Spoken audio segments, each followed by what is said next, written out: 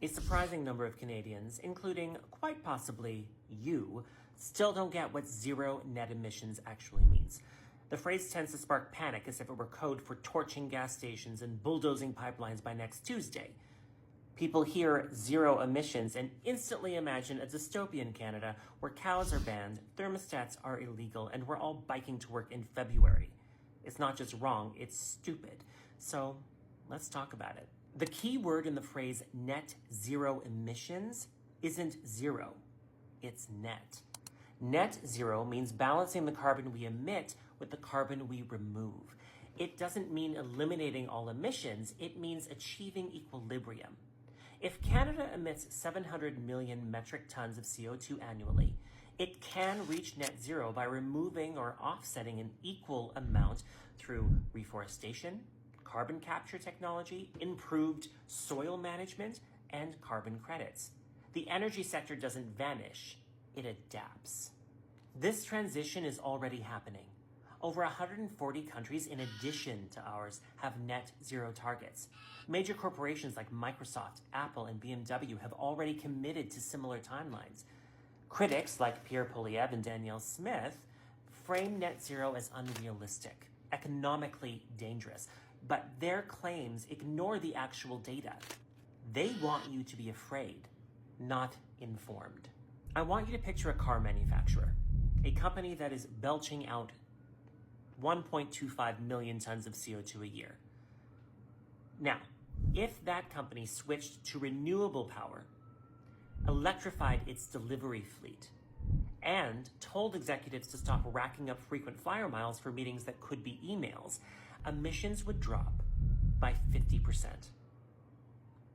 Then, if the company funded verified reforestation projects and bought certified carbon credits for the rest, the result would be net zero emissions. Not zero productivity, just zero climate impact. Now, you claim Prime Minister Mark Carney doesn't have a plan, but that's just a lie, likely told to you by Danielle Smith or Pierre Poilievre, because not only does he have a plan, it's a good one. His strategy moves away from broad consumer carbon taxes, which were wildly unpopular, and instead leans on the output-based pricing system. This system sets emissions performance standards for industries across the country, requiring companies that exceed their limits to purchase credits, while simultaneously rewarding those companies that take steps to emit less. Carney's approach is pragmatic. More incentives, fewer penalties, rebates for home retrofits, tax credits for electric vehicles, and a national electric vehicle charging network. And on top of that, accelerated approvals for clean energy projects. These aren't abstract ideas, they're infrastructure upgrades that make clean choices more accessible. And to prevent carbon leakage, where companies relocate to countries with lax environmental regulations, Carney proposes a CBAM. This mechanism would impose tariffs on imports from nations with weaker carbon policies, encouraging global emissions reductions and protecting Canadian industries from unfair competition. The European Union already has this system rolled out, and Canada would be foolish not to do the same.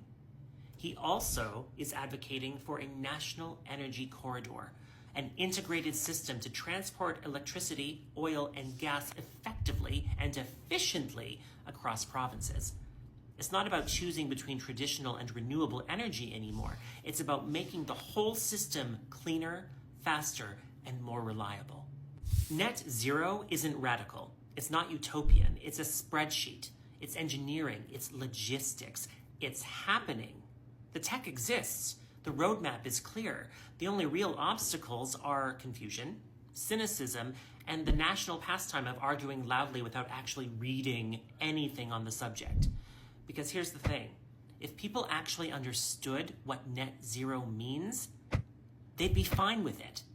But most don't, and most don't want to learn either. They just want to complain.